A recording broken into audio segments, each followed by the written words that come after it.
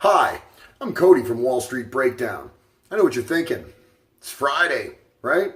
It's time for the weekend. I'm sure you've earned it. You've worked really hard. You look like one heck of a hard worker. I know I've worked really hard, but there's still a little financial news on the table. So let's cover it, right? Here we go. So Sprint and T-Mobile, they're getting this merger done. There is no two ways around it, it seems like. The FCC has already given them the green light.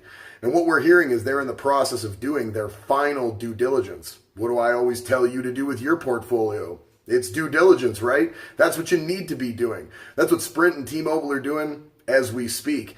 We're hearing that it's going to be probably the 24th or the 25th of October when they decide to actually announce this. And those are the company's respective earnings calls coming up here at the end of the month. So we're expecting it's going to be on one of those. It's probably going to be the 24th of October. Why would you do the earnings call and then wait till the next day, right? So it's probably going to be the 24th of October, but that's what we're expecting.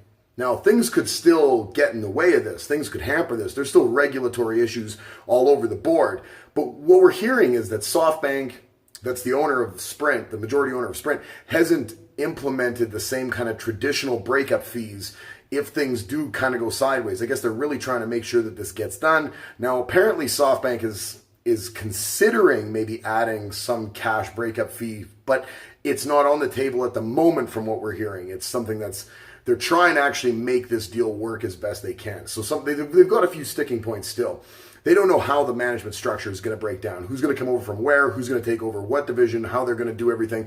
They're still obviously tabling all that. I mean, that's to be expected, right? The location of the headquarters obviously is still another thing because we're talking about Sprint, which is a much bigger valuation than T-Mobile. So you're talking one company quite a bit larger, another company. So somebody's got to find a little bit of middle ground. And I'm imagining Sprint has a little bit more pull in this conversation than T-Mobile does. T-Mobile's they're doing very well on their own. Don't get me wrong. I'm sure they're not, grasping at straws here, but, to be able to go with Sprint and take the 3 and 4 competitors in the telecom industry in the United States and put them up against AT&T and Verizon, I mean, you're really building a stronghold there. So I would imagine T-Mobile is definitely going to give on some of this. And now they're also worried about the actual stock valuation, the exchange ratio that they're going to pay for Sprint, because it's going to be an all stock deal, right? So Sprint is currently market cap valued at $29.6 billion.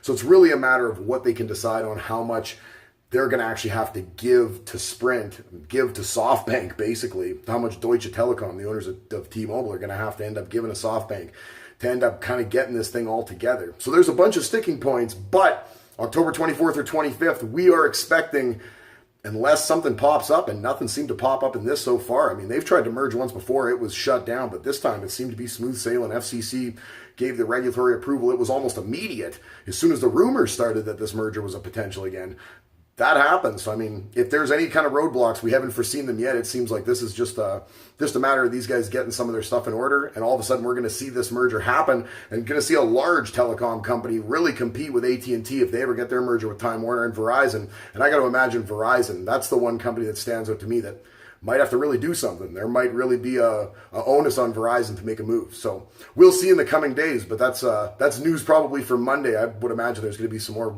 big news following this story, and we're going to really see how this plays out here. It's a short period of time till October 24th. There's no doubt about that. I'm Cody for Wall Street Breakdown. If you haven't already, click the subscribe button, notification bell, give a thumbs up for this video. If you like Sprint and T-Mobile, leave a comment. We love to hear from you. Have a great weekend.